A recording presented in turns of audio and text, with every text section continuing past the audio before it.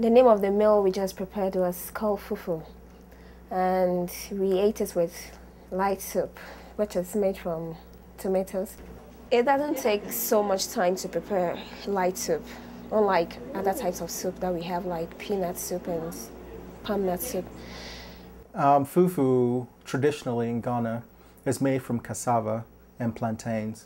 And basically what we do is we boil it, and after we boil it, we take it out and mash it. We have special utensils for that. You have to pound it, and you have to boil the plantains, wait for it to cook, pound it, and for the most part, I would say that some of the buildings we've lived in since we've been in the US would not be able to take the shock of pounding fufu. And we'll probably have trouble with the neighbors.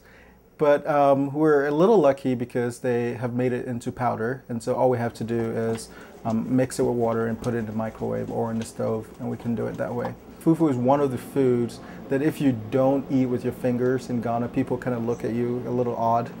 And there's just this thought that, you know, when you eat with your fingers, you actually really taste the food because you get into eating the food, and it becomes, you know, a more tasteful event, I guess.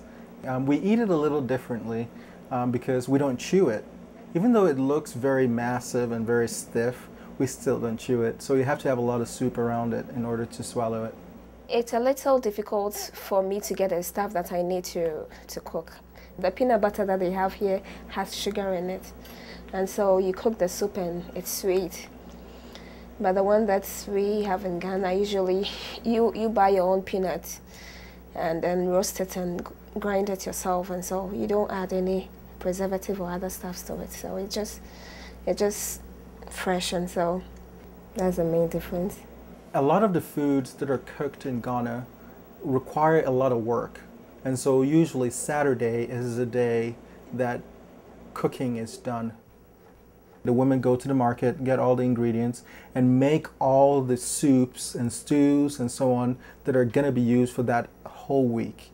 And then during the week, all they have to make is, say, cook some rice or cook some yams or something like that to complement that soup or stew. In my home, we eat breakfast, lunch, and dinner together. That's the main dishes that we eat. And we don't have a dining table, so we either sit in the kitchen. Some people sit on the floor, and then we just talk as we eat. It's a little different from the United States, I would say. Children usually, especially young girls, start cooking very early. I remember my little sister actually cooked her first meal for the whole family when she was 11. And so it's a very important thing for girls to learn to cook. And it's actually so important that a man would divorce his wife if she couldn't cook.